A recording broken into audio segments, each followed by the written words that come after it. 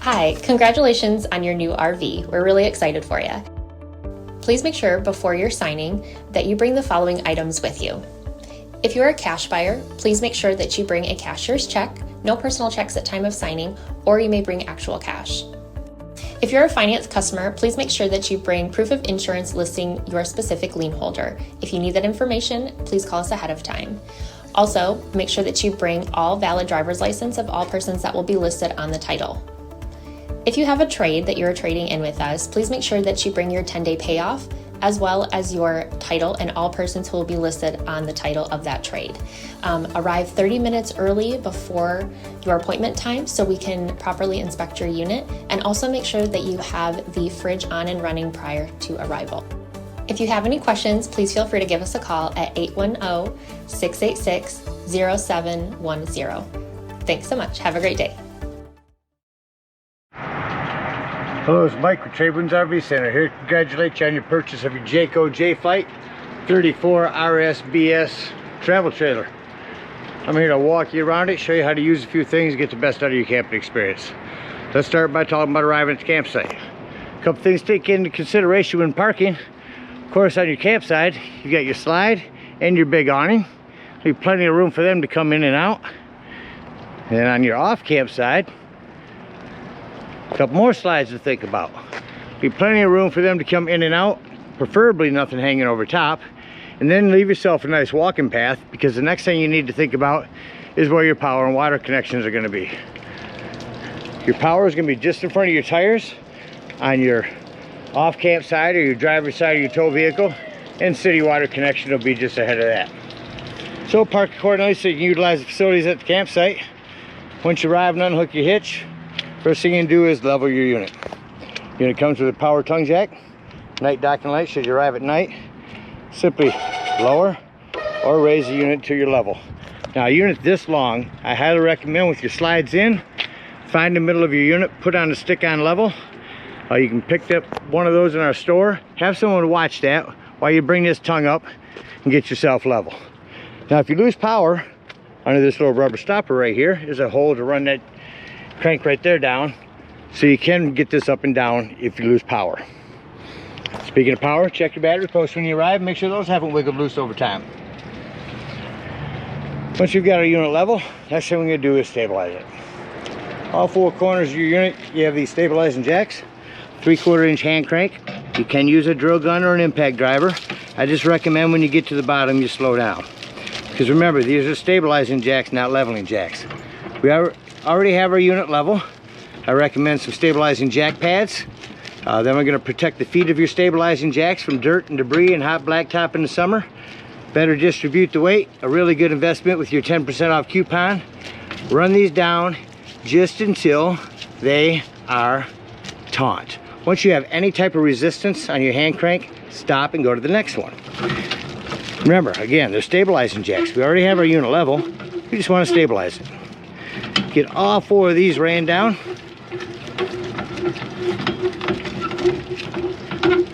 Once we got our unit level and stable, we can hook up our power and water. We'll go around the side here.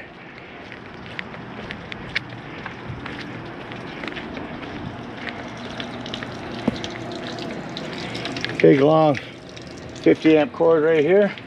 At the end of that 50 amp cord, should you need to plug in somewhere else, there will be a 50 to 30 dog bone that comes in your convenience pack, as well as a 30 to 110 adapter in case you need to plug into 110.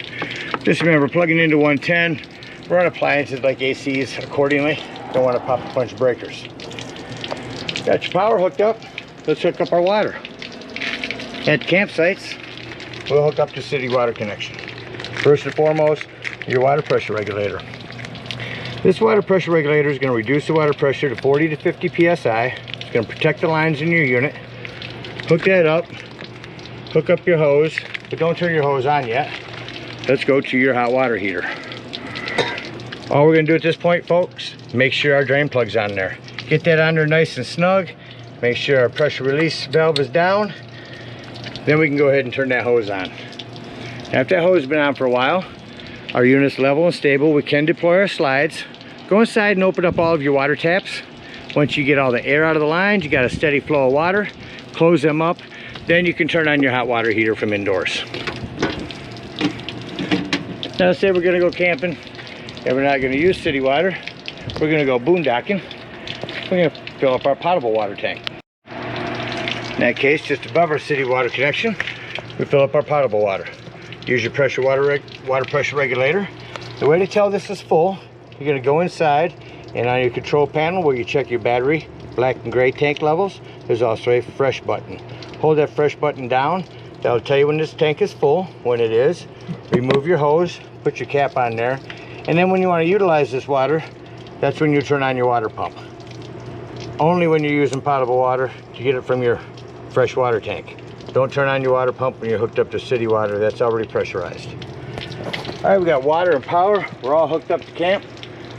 Let me go ahead and walk you around the rest of the outside of the unit. I'm going to start on our off-camp side toward the front here with just this little storage area. Goes through your pass-through storage there.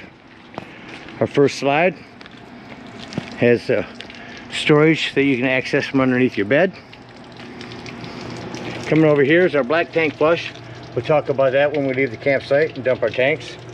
Potable water or fresh water, city water connection. You have a hot and cold outdoor shower here. Down here our black and gray holding tanks.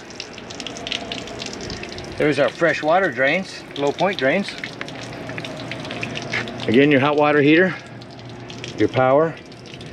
This is the flue for your furnace. If you're running your furnace, steer clear of that. It does get hot, and make sure nothing's ever blocking it.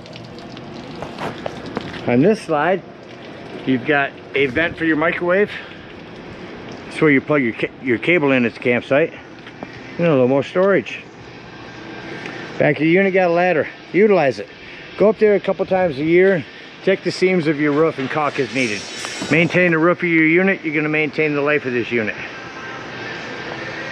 You're also prepped for a Furion backup camera, device you purchased from our store that will electronically communicate with the device that sits on the dash of your tow vehicle, giving you a backup camera for the unit. You also have a spare tire with a cover, keeps it from dry rotting. Your rear stabilizing jacks. Your big living room slide. Your awning. Notice your outdoor speaker is actually in the ends of your awning, which is great because it points down toward your campsite instead of out at everyone else's and disturbing them. Prep for a TV out here. There's a bracket that'll snap right on here. There's your 110 and cable, or use 110 for an outdoor crock pot out here. Again, your pass-through storage. Your propane does come with a cover. Also sits on a regulator. Left you loosey to open. Again, your battery post.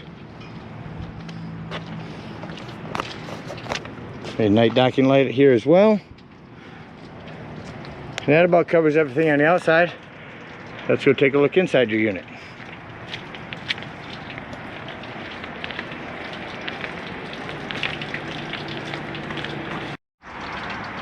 One more thing about your awning before going in. You have a pitch adjust.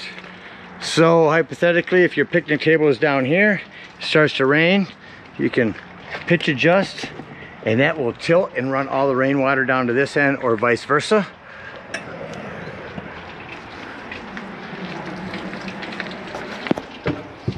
Coming up inside the unit, in all units, first thing I'd like to point out is the fire extinguisher.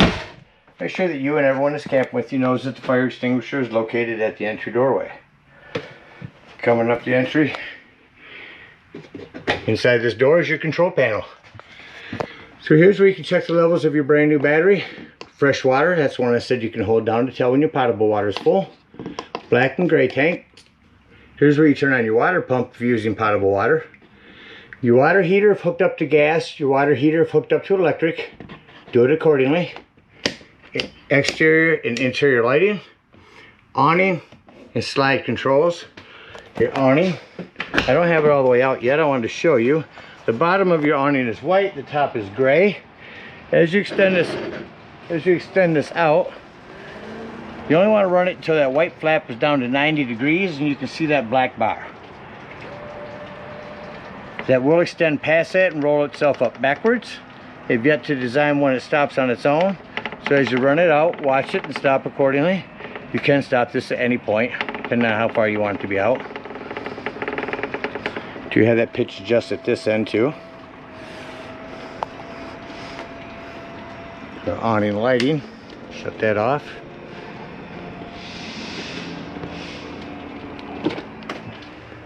And we'll continue our tour. We call these a slam lock, but you really don't have to slam them hard at all. Coming down from your control panel is your thermostat. We're going to turn that on. First thing I'm going to do is turn on the air because it's really warm in here. Here's your AC on. Quick dump, getting it nice and cold. Shut the AC off.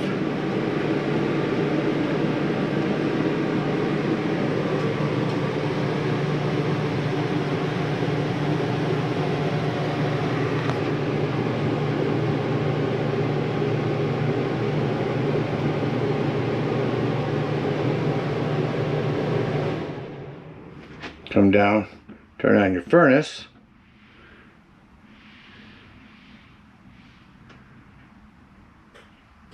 There's your furnace kicking on. We'll shut your furnace off. You'll hear that shut off. Generally, it takes a little bit longer for your furnace fan to shut off. Coming around in here, you have individual lighting. Down here, access panel to your breaker box and fuses. A ton of 15s, a few 40s in there, or 25s, 30s. Highly recommend having some of those with you when you go camping. There's your furnace outlet. Self-explanatory microwave. You have a light and a fan above your cooktop. Glass top makes an excellent backsplash. Turn on your panel light. Turn that to light. Turns from blue to red. Hit your spark when your gas is turned on. That'll light up. Same thing on your oven. Turn it to the light. Spark it here. Then set it to the desired temperature. That will actually light your pilot for you. Panel light down gives you an oven light. Coming to your Norcold Fridge, turn that on. So whatever is white is what you're controlling. This is the freezer, this is the fridge. Freezer, we keep at 5. Fridge, we turn that to 3. And then night mode simply tells the fridge, hey, I'm not going to be opening and closing you as much. Please save me some power. 3 seconds to shut that off. Kitchen area. Handful of paperwork for you. If you know that hidden pantry there. Coming to your television. I'm assuming where a remote should be. In the remote box of the sofa. We'll turn that on. While that comes on, I'll open this up here. Show you your sound system up there. So there's your TV. Shut the obituaries off. Come up here to your IRV technology sound system. These are really nice. They've been around a long time. Set the Bluetooth. Let's go to AM, FM. Let's find a station. Dual zone. Now indoors is shut off. Outdoors is on. Or turn them both on. Bluetooth, AM, FM. Here's your volume control on a circle. Here's your modes. TV audio you can run through there. Front audio, HDMI's, AM, FM, DVD, CD player. Nice system. Down below that, your fireplace. Not just for looks anymore. We can go through this and look at all the pretty colors. There's a remote for this as well. Look at all the pretty colors. But the biggest thing, folks, is the heat. I'm going to shut it off because it's kicking it out already. If it's chilly in the morning or evenings and you're at a campsite, save your gas from turning your furnace on. If you're going to be in the living room, crank this up. It'll get it toasty in here in no time. Let me show you quickly now how to turn your sofa into a bed. Remove your Velcro cushions.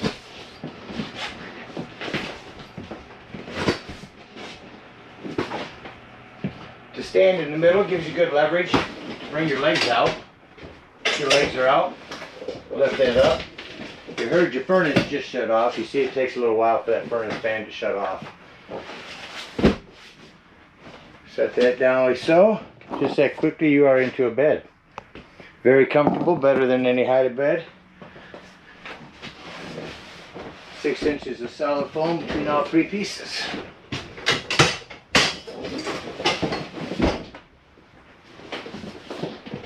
Cushions are Velcro to the back. And just that quickly, you're back up to a sofa. Here's your emergency exit window on the back. We have more lighting back here as well, on both sides. In your seating here, you do have these removable trays. You have another one in your storage. Once it sets in there, push down into the cup holder and that'll snap. That will swivel out and allow you to recline with the parachute poles, we would call it. Pull up on it, recline your legs, push it back down with your legs. More individual lighting up in here. Here as well, a lot of accent lighting. Your dinette here, this table. Bring that out, pull back on this yellow, and then swing it to forward this way, and that will fold down. Set down on top of this, and that will turn it into another sleeping area. Put your back cushions on top of that. 110 here on both sides, and your 12-volt carbon monoxide detector. Reason I mention that's 12 volt, it's always running off your battery. So if you're going to be gone for the day, disconnect one of your battery posts to keep this from running your battery down while you're gone. If you are out boondocking and have nothing plugged in charging it. Skylight. Ducts, you walk through and open them up. Come down in the hallway here into your bathroom. A couple things I want to mention in here. You have a 110 with GFCI reset. And make sure that you have this rubber stopper swung over this handle for travel, as well as your bedroom door. Make sure this is snapped back for travel. A couple of safety precautions in your bedroom here. So take a TV, mount it to this bracket. You can pull back, pull forward on that. This same bracket will attach to this same mount outdoors. So you can get the same little TV to take out there. Lighting for that to here. Charging station. This is where it's pre-wired for solar. That's a template for the text, so leave that on there in case anyone ever wants to wire it for solar. There's where your wiring is. One more door to make sure is secure is your closet doors. Make sure them are snapped back in there on both ends. Slide control for this in here. To act like we're leaving the campsite, close the unit up. Now I do know that this bed lighting is individual, so I'll shut that off. First thing I start doing throughout the unit is shutting off all my lighting. Come to my main control panel, shut off my ceiling light, and then I can look around and see any individual lighting that needs to be shut off.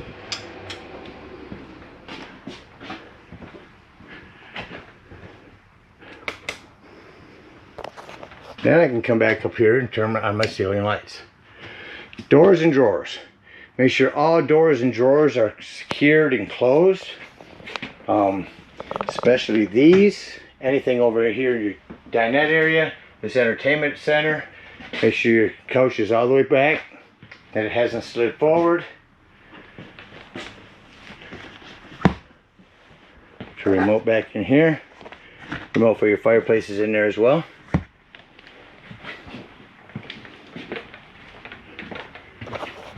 Once our doors and drawers are closed, we're going to bring this for a slide in. It's going to be our living room slide over here.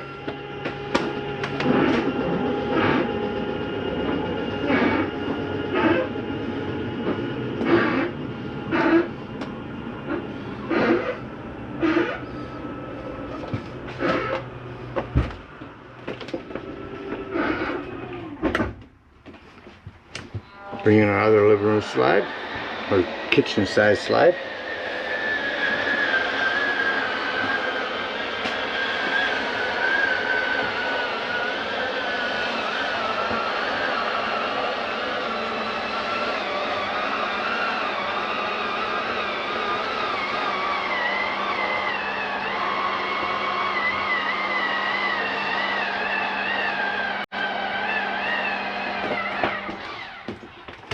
Slides in.